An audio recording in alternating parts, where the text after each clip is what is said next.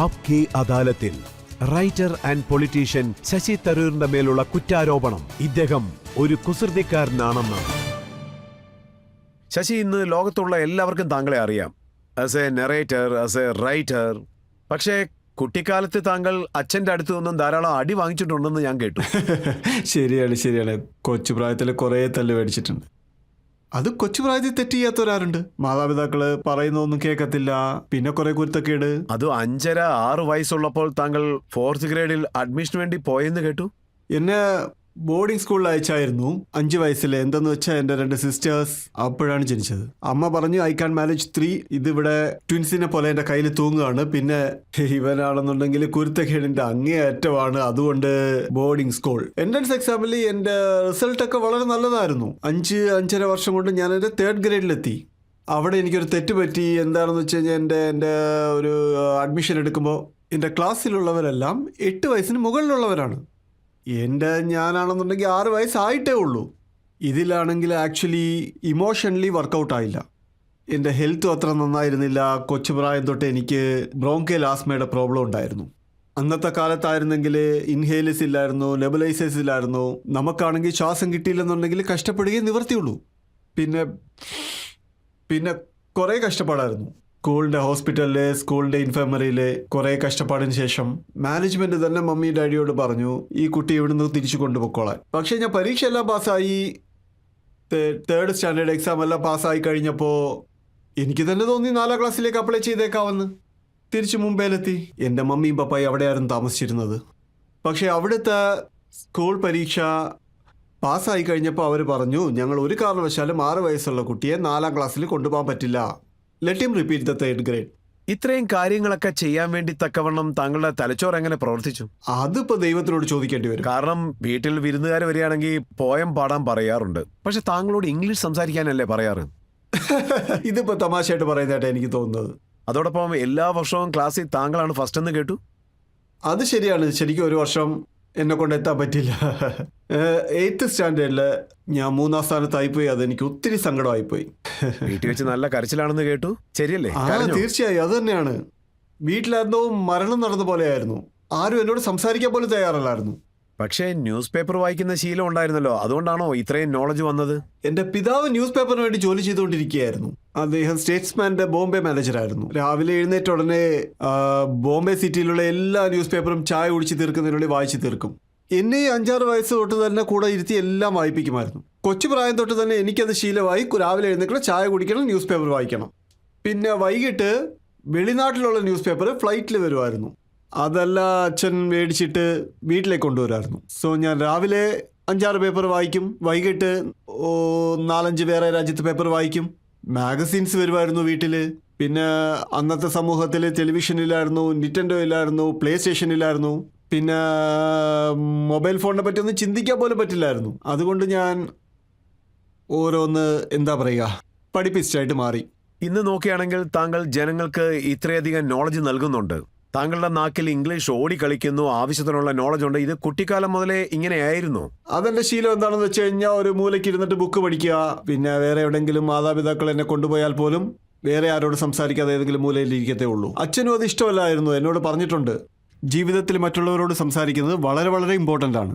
ചുമ്മാതെ മൂലയിൽ നിന്നിട്ടൊരു ബുക്ക് പഠിച്ചുകൊണ്ടിരുന്നിട്ട് ഒരു കാര്യവും ഇല്ല. അടിക്കുകയും ചെയ്തിട്ടുണ്ട്. അതുകൊണ്ട് തന്നെ ഇടയ്ക്കിടയ്ക്ക് പറയുമായിരുന്നു സ്കൂളിൽ എന്ത് കോമ്പറ്റീഷൻ നടന്നാലും, ഡിബേറ്റിംഗ് കോമ്പറ്റീഷൻ ആണെങ്കിലും എന്താണെന്നുണ്ടെങ്കിൽ എല്ലാത്തിലും പാർട്ടിസിപ്പേറ്റ് ചെയ്യാൻ പറയുമായിരുന്നു. അത് കഴിഞ്ഞ് എൻ്റെ 10ാമത്തെ വയസ്സിൽ ഒരു famous theatre personality pearl Pratham Singh, അദ്ദേഹം ഞങ്ങളുടെ സ്കൂളിൽ ഡ്രാമ ക്ലാസ് തുടങ്ങി. പുള്ളിക്കാരൻ്റെ മെയിൻ സ്റ്റുഡൻറ്റ് ഞാനായിരുന്നു. അങ്ങനെ ഞാൻ അഭിനയിക്കാനും പഠിച്ചു. കുട്ടിക്കാലം മുതലേ ഡ്രാമ ചെയ്തിരുന്നു അല്ലേ? ഞാൻ അത് പഠിച്ചിട്ടുണ്ട്. ഇപ്പൊ ഞാൻ ചെയ്യുന്നില്ല കേട്ടോ, അത് പ്രത്യേകം പറയണല്ലോ. സോ താങ്കളുടെ ആഗ്രഹം എന്തായിരുന്നു? അച്ഛൻ്റെ അമ്മയുടെയും ആഗ്രഹം എന്തായിരുന്നു? എല്ലാവരെയും പോലെ മിഡിൽ ക്ലാസ് അപ്പനും അമ്മയും എന്താ ആഗ്രഹിക്കുന്നത്? എഞ്ചിനീയർ ആകണം, ഡോക്ടർ ആകണം, അങ്ങനെ എന്തെങ്കിലും ആയിരിക്കില്ലേ. പക്ഷേ എന്നെ പറ്റി പറയുകയാണെന്നുണ്ടെങ്കിൽ ഞാൻ സയൻസിൽ നല്ല മാർക്ക് എടുക്കുമായിരുന്നു. പക്ഷേ എനിക്ക് സയൻസിലാണ് ഇൻട്രസ്റ്റ് ഇല്ല. ആ കാലത്തിൽ നിങ്ങൾ നോക്കുകയാണെങ്കിൽ 9th സ്റ്റാൻഡേർഡിലാണ് സ്പ്ലിറ്റ് ആകുന്നത്, ഹ്യൂമാനിറ്റീസ് ആണോ സയൻസ് ആണോ എന്ന്. ഞാനാണെന്നുണ്ടെങ്കിൽ ഹ്യൂമാനിറ്റീസ് തന്നെ സെലക്ട് ചെയ്തു. അതറിഞ്ഞപ്പോൾ സ്കൂൾ അതോറിറ്റീസിന് ഭയങ്കര ദേഷ്യം. അപ്പനെ അമ്മയും വരെ സ്കൂളിലേക്ക് വിളിപ്പിച്ചു. അവർ പറഞ്ഞു ഇവനാണ് ഞങ്ങളുടെ ബെസ്റ്റ് സയൻസ് സ്റ്റുഡൻറ്റ്, പക്ഷേ ഇവൻ എന്തിനാണ് സയൻസ് എടുക്കാതെ ഹ്യൂമാനിറ്റീസ് എടുക്കുന്നതെന്ന് മനസ്സിലാവുന്നില്ല. അച്ഛനും എന്നോട് ചോദിക്കാൻ തുടങ്ങി. ബിക്കോസ് അച്ഛൻ്റെ സ്വപ്നം അതായിരുന്നു, ഡോക്ടർ ആകണം, എഞ്ചിനീയർ ആകണം. ഞാൻ പറഞ്ഞു എനിക്കിതിലൊന്നും സത്യമായിട്ട് ഇൻട്രസ്റ്റ് ഇല്ല, പ്രത്യേകിച്ച് സയൻസിൽ. അച്ഛൻ ചോദിച്ചു നീ അപ്പോൾ സയൻസിൽ ഫസ്റ്റ് വരുന്നുണ്ടല്ലോ എന്ന്. ഞാൻ പറഞ്ഞു പരീക്ഷയിൽ ഞാൻ ഫസ്റ്റ് വരുന്നുണ്ട്, പക്ഷേ അടുത്ത ദിവസം തന്നെ ഞാൻ പഠിച്ചതെല്ലാം മറന്നു പോകുന്നു. പക്ഷേ എൻ്റെ അടുത്ത് സാഹിത്യം, ലിറ്ററേച്ചർ എന്തെങ്കിലും എന്നോട് ചോദിച്ചു നോക്ക്. സ്കൂളിൽ പഠിച്ചതെല്ലാം പറയാൻ പറ്റും, പഠിപ്പിക്കാത്തത് എന്നെ കൊണ്ട് പറയാൻ പറ്റും. സ്കൂളിൽ പഠിപ്പിച്ചതിനേക്കാൾ കൂടുതൽ എനിക്കറിയാമായിരുന്നു. സ്കൂളിൽ പഠിപ്പിക്കാത്ത ഒത്തിരി കാര്യങ്ങൾ എനിക്കറിയാമായിരുന്നു. ശരിയടാ മോനെ, എല്ലാം നിന്റെ ഇഷ്ടമെന്ന് അച്ഛൻ അങ്ങ് പറഞ്ഞു. ആ കാലത്തിൽ സീനിയർ കേംബ്രിഡ്ജ് എക്സാമിനേഷൻ നടക്കും. ഞങ്ങൾ ആ എക്സാം എഴുതി കഴിയുമ്പോഴത്തേക്ക് ആ പേപ്പറെല്ലാം ഷിപ്പിലെ കറക്ഷന് വേണ്ടിയിട്ട് കേംബ്രിഡ്ജിൽ പോകും, കറക്ഷന് വേണ്ടി. അതിൽ നോക്കുകയാണെന്നുണ്ടെങ്കിൽ ഞാനാണ് മാക്സിമം മാർക്ക് സ്കോർ ചെയ്തിരിക്കുന്നത്. ബെസ്റ്റ് ഓഫ് 5 സബ്ജക്ട്സ് എനിക്കാണ് കിട്ടുക. വെസ്റ്റ് ബംഗാൾ സ്റ്റേറ്റിൽ നിന്ന് എനിക്കൊരു ഗോൾഡ് മെഡലും കിട്ടിയിട്ടുണ്ട്. ഭാരതീയ ഗോൾഡ് മെഡൽ അങ്ങനെ വല്ലതും ഉണ്ടായിരുന്നെങ്കിൽ അതും എനിക്ക് തന്നെ കിട്ടിയേനെ, കാരണം ഞാൻ അതിനേക്കാൾ കൂടുതൽ മാർക്ക് എടുത്തിട്ടുണ്ടായിരുന്നു. പക്ഷേ ഞാനിതൊന്നും സീരിയസ് ആയിട്ട് എടുത്തില്ല. കാരണം എനിക്കറിയാമായിരുന്നു പരീക്ഷയിൽ പാസ്സാകുന്നത് കൊണ്ട് മാത്രം ഒരു എഡ്യൂക്കേഷണൽ പേഴ്സണായി മാറാൻ പറ്റില്ല എന്ന്. മനസ്സിൽ എന്താണ് ഉള്ളത്, പരീക്ഷയ്ക്കാകെ പഠിക്കുന്നു, എഴുതി കഴിയുമ്പോൾ അതെല്ലാം മറക്കുന്നു. പക്ഷേ തലച്ചോറിൽ നിലനിൽക്കുന്നതാണ് എഡ്യൂക്കേഷൻ. പൊതുവെ ആരാണ് മാർക്ക് കൂടുതൽ വാങ്ങിക്കുന്നത് അവരെയാണ് നമ്മൾ ഇന്റലിജന്റ് എന്ന് വിളിക്കാറുള്ളത്. താങ്കൾ പറയുന്നത് നമ്പർ വാങ്ങുന്നതിൽ താങ്കൾ എക്സ്പേർട്ട് ആയിരുന്നു എന്ന്. പക്ഷേ നോളജ് അക്വയർ ചെയ്യുന്നത് മറ്റൊരു കാര്യമല്ലേ? അത് വേറെ കാര്യം. പക്ഷേ എനിക്ക് എപ്പോഴെങ്കിലും ഒരു വിദ്യാർത്ഥിയോടോ ഇല്ലെങ്കിൽ ടീച്ചേഴ്സിനോടോ സംസാരിക്കാൻ അവസരം കിട്ടിയാൽ ഞാൻ ടീച്ചേഴ്സിനോട് ഇതാണ് പറഞ്ഞു കൊടുക്കുന്നത്: എന്ത് ചിന്തിക്കണമെന്ന് നിങ്ങൾ കുട്ടികൾക്ക് പഠിപ്പിച്ചു കൊടുക്കാൻ പാടില്ല. എന്ത് പഠിക്കണം, എന്ത് എഴുതണം, നിങ്ങൾ പറയുന്ന ടെക്സ്റ്റ് ബുക്ക് പഠിക്കാൻ, ലെക്ചർ കേൾക്ക്, പരീക്ഷയിൽ ഇങ്ങനെയൊക്കെ എഴുതി പാസ്സാക്. എൻ്റെ അഭിപ്രായം പറയുകയാണെന്നുണ്ടെങ്കിൽ ഈ 21st സെഞ്ച്വറിയിൽ ഇതൊന്നും യൂസ് ആകില്ല. 3 ഇഡിയറ്റ്സിൽ വരുന്ന ഹമീർ ഖാനോട് സംസാരിക്കുന്നത് പോലെയുണ്ട്. ആ പടത്തിന്റെ ഫിലോസഫി ഇത് തന്നെയാണ്. All is well. അത് ഞാൻ പറയത്തില്ല. ഏതെങ്ങനെ ഇരുന്നാലും വിദ്യാഭ്യാസം അത്യാവശ്യമാണ്. പഠിച്ചാൽ മാത്രമാണ് ഓൾ ഈസ് വെൽ. എനിക്ക് ഓർമ്മയുണ്ട്, യൂണിവേഴ്സിറ്റിയിൽ താങ്കൾ ടോപ്പർ ആയിരുന്നു. അതോടൊപ്പം ഫോറിൻ സർവീസിൽ പോകാൻ താങ്കൾ ആഗ്രഹിച്ചിരുന്നു. എൻ്റെ ആഗ്രഹം അതായിരുന്നു. പക്ഷേ ആ കാലത്തിൽ നിങ്ങൾക്ക് മറക്കാൻ പാടില്ല, UPSC എക്സാമിൽ നിങ്ങൾ ഫസ്റ്റ് 10 വന്നില്ലെങ്കിൽ, ആദ്യത്തെ 10 ഗ്രേഡിൽ വന്നില്ലെങ്കിൽ നിങ്ങൾക്ക് ഫോറിൻ സർവീസ് കിട്ടത്തില്ല. ദേ ഇവിടെ തന്നെ 2 ജഡ്ജി ഇരിക്കുന്നുണ്ടല്ലോ, ചോദിക്ക്. ഇദ്ദേഹം ഇന്ത്യയിൽ തന്നെ 5ഓ 6ഓ റാങ്കിനുള്ളിലായിരിക്കും വന്നിരിക്കുക. ഫോറിൻ സർവീസാണ് പറഞ്ഞത്. കാരണം ഈ സിസ്റ്റം അന്ന് തൊട്ടേ ഉള്ളതാണ്. അത് കഴിഞ്ഞിട്ടാണ് IASനെ പറ്റി ചിന്തിക്കാൻ തുടങ്ങിയത്. എനിക്കൊരു സീനിയർ ഉണ്ടായിരുന്നു. അദ്ദേഹം ഹിസ്റ്ററിയിൽ ഭയങ്കര എക്സ്പെർട്ടായിരുന്നു. അതുമല്ല, അദ്ദേഹം ഒരു prestigious graduate school international affairs അവിടെ അപ്ലൈ ചെയ്തിട്ടുണ്ടായിരുന്നു. അദ്ദേഹത്തിന് അത് കിട്ടിയില്ല. പുള്ളി എന്താ ചെയ്തതെന്ന് വെച്ച് കഴിഞ്ഞാൽ സ്കൂളിൻ്റെ കാറ്റലോഗ്സ് ഇല്ലേ, അത് കൊണ്ടുവന്ന് എന്നെ കാണിച്ചിട്ട് എന്നോട് പറഞ്ഞു, നീ അപ്ലൈ ചെയ്യാൻ. എനിക്ക് കിട്ടിയില്ല, നിനക്ക് കിട്ടണം. ശരിയാണെന്ന് പറഞ്ഞിട്ട് ഞാൻ അപ്ലൈ ചെയ്തു. എനിക്ക് അഡ്മിഷനും കിട്ടി, സ്കോളർഷിപ്പും കിട്ടി. എനിക്കെന്താണെന്ന് വെച്ച് കഴിഞ്ഞാൽ ഫോറിൻ സർവീസ് എക്സാം പിന്നെ വന്ന് വേണമെന്നുണ്ടെങ്കിൽ എഴുതാം, ഇപ്പൊ പോയി നോക്കാം. എന്തെങ്കിലും ഒരു മിസ് ചാൻസിനകത്ത് ഫോറിൻ സർവീസിനകത്ത് ഞാൻ കിട്ടിയില്ലെങ്കിൽ നാടൊക്കെ ഒന്ന് കണ്ടിട്ട് വരാമല്ലോ. നിങ്ങൾക്കൊന്നും ഇപ്പൊ പറഞ്ഞാൽ ചിലപ്പോൾ മനസ്സിലാകണമെന്നില്ല, പക്ഷെ ആ കാലത്തിലെ വെളിനാട്ടിലൊക്കെ പോവുക എന്ന് വെച്ച് കഴിഞ്ഞാൽ ഭയങ്കര സംഭവമാണ്. ആദ്യത്തെ കാര്യം എന്താണെന്ന് വെച്ചാൽ ഇത് അഫോർഡബിളേ അല്ല. അന്ന് ചെറിയ ശമ്പളമാണുള്ളത്. അന്ന് എനിക്കൊരു എയർ ഇന്ത്യ ടിക്കറ്റ് എടുക്കാൻ വേണ്ടിയിട്ട് മാത്രം ലോൺ എടുക്കേണ്ടി വന്നു. എന്നിട്ട് ഞാൻ കഷ്ടപ്പെട്ട് പോകാൻ തയ്യാറായി. എന്താണെന്ന് വെച്ചാൽ വിദേശത്ത് പോയി അവിടെയെല്ലാം എങ്ങനെയുണ്ടെന്നൊന്ന് നോക്കി കാണണം. എനിക്ക് ഓർമ്മയുണ്ട്, അന്ന് ഫോറിൻ എക്സ്ചേഞ്ചിൽ ഒത്തിരി പ്രശ്നങ്ങളുണ്ടായിരുന്നു. നമുക്ക് $8 കിട്ടത്തുള്ളായിരുന്നു. അന്ന് ആ കാലത്തിൽ $8 എന്നൊക്കെ വെച്ച് കഴിഞ്ഞാൽ 60 രൂപ കൂടെ കിട്ടില്ലായിരുന്നു. $1 എന്ന് വെച്ച് കഴിഞ്ഞാൽ 7 രൂപ 7.5 രൂപ ആയിരുന്നു. കണ്ടോ, നിങ്ങൾക്ക് $8 കിട്ടുന്നത്. $8 നിങ്ങൾ വിദേശത്ത് പോകുന്നത്. സോ എനിക്കെപ്പോഴും ഓർമ്മ വരുന്നൊരു കാര്യം, ഫ്ലൈറ്റിൽ നിന്ന് താഴെ ഇറങ്ങിയപ്പോൾ ഒരു വലിയ പോർട്ടർ വന്നു. എൻ്റെ അടുത്ത് വന്ന് പെട്ടി എടുക്കാൻ വേണ്ടി നോക്കിയപ്പോൾ ഞാൻ പറഞ്ഞു, വേണ്ട ഞാൻ ആക്കിക്കൊള്ളാം എന്ന് പറഞ്ഞു. ഞാൻ എന്താ ചെയ്യുക, $8 $1 അയാൾക്ക് കൊടുക്കേണ്ടി വന്നു. അപ്പം തന്നെ ഞാൻ ഡിസൈഡ് ചെയ്ത് എനിക്ക് അന്ന് ഒരു നേരത്തെ ആഹാരം കഴിക്കാൻ പറ്റില്ല.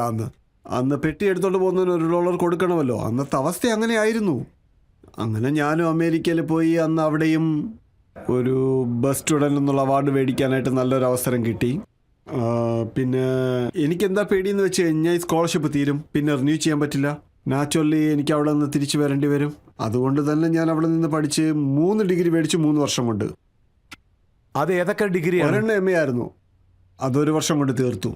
വേറെ ഒരെണ്ണം MA LD ആയിരുന്നു, MPhil പോലെ ലോ ആൻഡ് ഡിപ്ലോമസി. മൂന്നാമത്തത് എൻ്റെ PhD.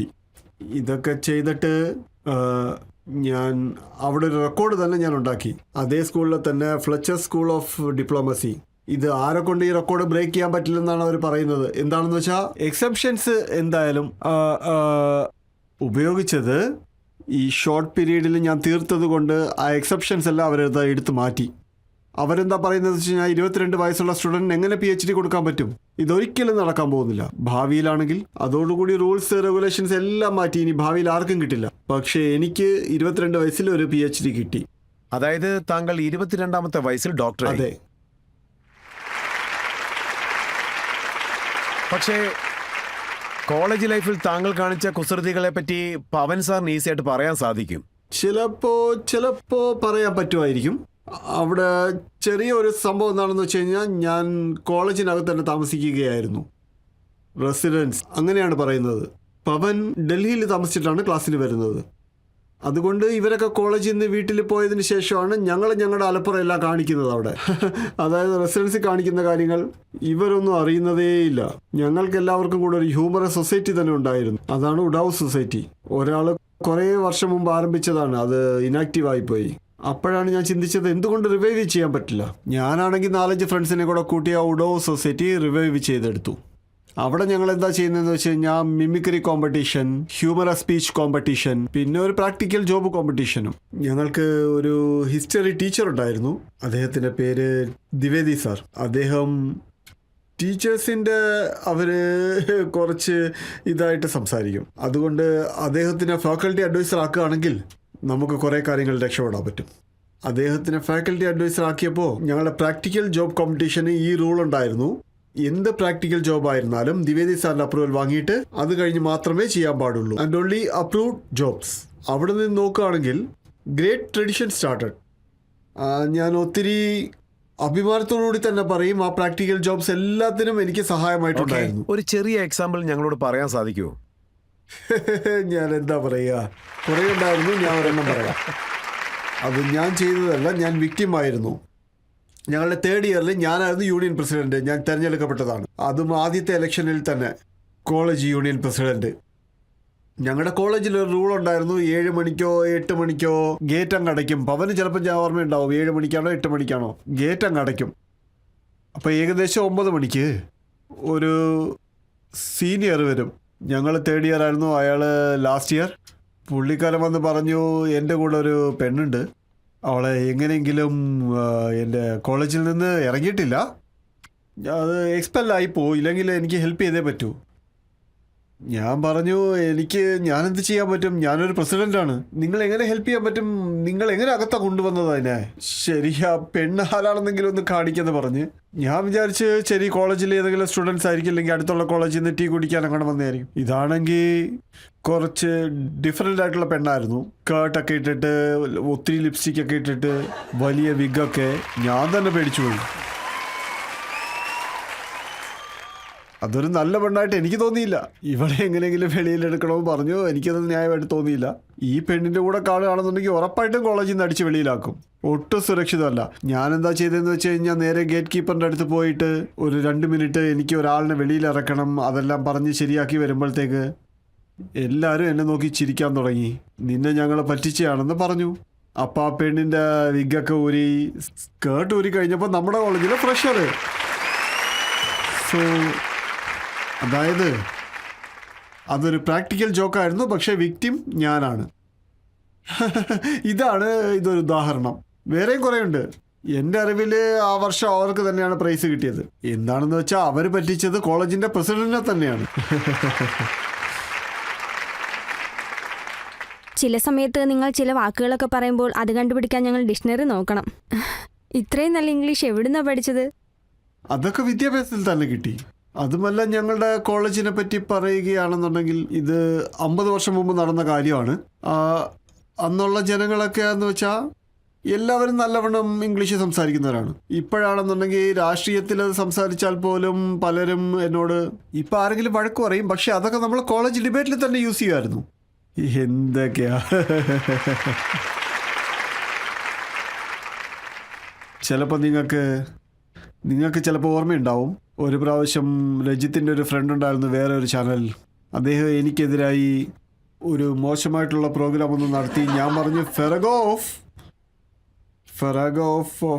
Of distortion, misrepresentation and outright lies. ഞാനിതൊക്കെ എന്താണെന്ന് വെച്ചാൽ ഞാൻ വിചാരിച്ച് ഇതെന്തായാലും അയാൾക്ക് മനസ്സിലായിട്ടുണ്ടാകുമെന്ന്.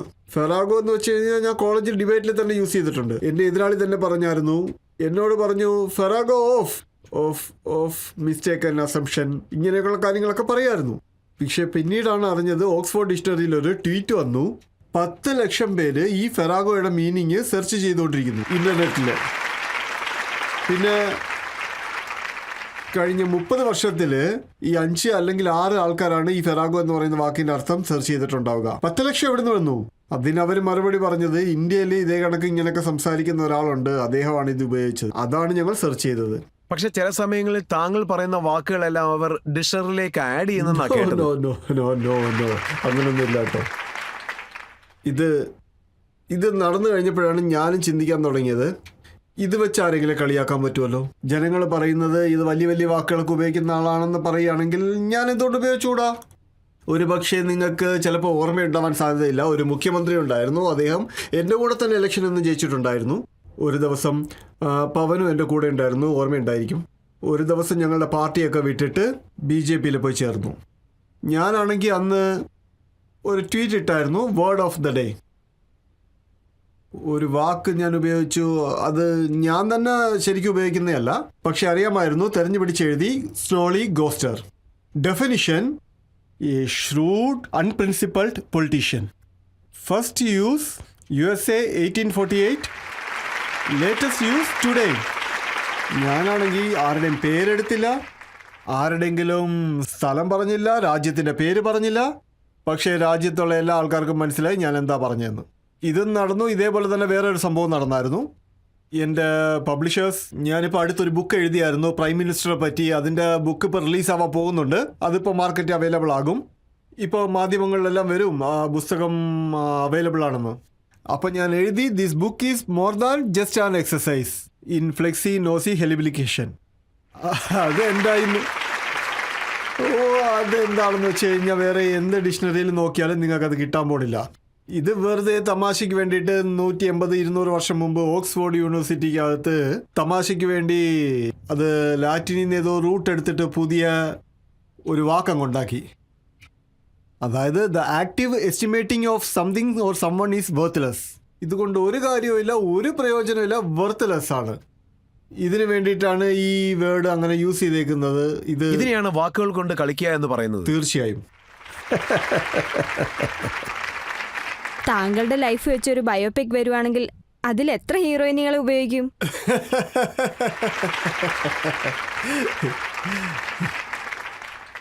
ഒരുപക്ഷെ ഈ സീൻ TV-യിൽ കാണിക്കുമ്പോൾ നിങ്ങളുടെ റോളില് വേറെ ആരെങ്കിലും വന്നിരിക്കും ചിലപ്പോൾ ഈ ചോദ്യം ചോദിക്കാൻ വേണ്ടിയിട്ട്.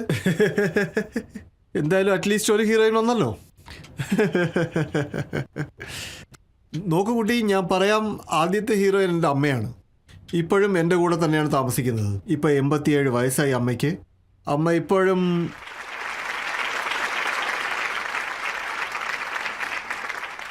പിന്നെ ഒരാളുടെ കൂടെ കൂടുതൽ കഷ്ടപ്പാട് കാര്യങ്ങളൊക്കെ ഉണ്ടായത് ഒത്തിരി ഡിമാൻഡിങ് ആയിരുന്നു. ഞാൻ എന്തൊക്കെ ചെയ്തിട്ട് അവർക്ക് സന്തോഷമില്ലായിരുന്നു, ഞാൻ കൂടുതൽ കാര്യങ്ങൾ ചെയ്യണമെന്ന്. അവസാനം അവരാണെന്നുണ്ടെങ്കിൽ അവർ ഇങ്ങനെയുള്ള കുറേ കാര്യങ്ങളിൽ അത് അവസാനം എന്താ പറയുക, ഇൻറ്റിമസി ഉണ്ടല്ലോ ഞങ്ങളുടെ രണ്ടുപേർക്ക് നടുവിൽ, ഇത്രയും അടുപ്പം വന്നു കാര്യങ്ങൾ. ഞാൻ 10 വർഷം മുമ്പ് പോലും കല്യാണത്തെക്കുറിച്ച് ആലോചിച്ചിരുന്നില്ല. ഇതാണ് എൻ്റെ ജീവിതത്തിൽ ഏറ്റവും വലിയൊരു കഥയായിട്ട് പറയാനുള്ളത്. എൻ്റെ ബന്ധം, എൻ്റെ അമ്മയുമായിട്ടുള്ള ബന്ധം. പിന്നെ നാച്ചുറലി എൻ്റെ 2 പെങ്ങന്മാരുണ്ട്. എൻ്റെ മൂത്ത പെങ്ങൾ 4 വയസ്സുള്ളതാണ്, രണ്ടാമത്തെ 6 വയസ്സുള്ളതാണ്. രണ്ടും എൻ്റെ ഏറ്റവും അടുത്ത ഫ്രണ്ട്സുമാണ്, എൻ്റെ ഏറ്റവും വലിയ ക്രിട്ടിക്സുമാണ്. സോ അവരും ഞങ്ങൾ 3 പേരും ഒരുമിച്ച് വളർന്നു. പക്ഷേ 3 പേരും 3 ദേശത്താണ്. ഒരാൾ ലണ്ടനിൽ സെറ്റിൽഡാണ്, ഒരാൾ കാലിഫോർണിയയിൽ സെറ്റിൽഡാണ്, ഞാനിവിടെ ഭാരതത്തിലും. അങ്ങനെയാണെങ്കിലും ഞങ്ങൾ എല്ലാ വർഷവും മീറ്റ് ചെയ്യുന്നു, എല്ലാ ദിവസവും ടെക്സ്റ്റ് ചെയ്യുന്നു, എല്ലാ ദിവസവും സംസാരിക്കുന്നു. അത്ര ദൃഢമായിട്ടുള്ള ബന്ധമാണ്. ഇതും എൻ്റെ സ്പെഷ്യലാണ്. ഹീറോയിൻസ് ആണ് അവരും ഈ സിനിമയിൽ. സാർ, അതിരിക്കട്ടെ, താങ്കൾ 3 പ്രാവശ്യം വിവാഹം കഴിച്ചിട്ടുണ്ട്, അപ്പോൾ അവരും ഹീറോയിൻസ് അല്ലേ? അത് ഹീറോയിനാണ് തീർച്ചയായും. പക്ഷെ എല്ലാവരും ഹീറോയിൻസ് അല്ല, അത് വേറെ കാര്യം. പക്ഷെ നോക്ക്, എൻ്റെ കുട്ടികളുടെ അമ്മ എൻ്റെ മനസ്സിൽ ഇപ്പോഴും വലിയ ഹീറോയിനാണ്. അവരാണെങ്കിൽ ഞങ്ങളുടെ കോളേജിൽ ഞങ്ങളുടെ പ്രണയം തുടങ്ങി. ഞാൻ 21 വയസ്സിൽ കല്യാണം കഴിച്ചു. ഇത്രയും ഷുവറായിരുന്നു. 21 വയസ്സിൽ നമ്മൾ ചെയ്യുന്ന കാര്യങ്ങൾ നമുക്ക് അത്രയും ഉറപ്പില്ലെന്നുണ്ടെങ്കിലും ചിലപ്പോൾ അങ്ങനെയൊക്കെ ചെയ്യേണ്ടി വരും അല്ലേ. ഇപ്പോഴും എൻ്റെ മനസ്സിൽ അവർ വലിയ ഹീറോയിൻ തന്നെയാണ്. ഇപ്പം എൻ്റെ അടുത്തില്ലെങ്കിലും നല്ല കോണ്ടാക്റ്റിലാണ്, താങ്കളുടെ സംസാരിക്കാറുണ്ട്. ജീവിതത്തിൽ മറ്റൊരു ഹീറോയിനും വരാൻ പോകുന്നത് കേട്ടു.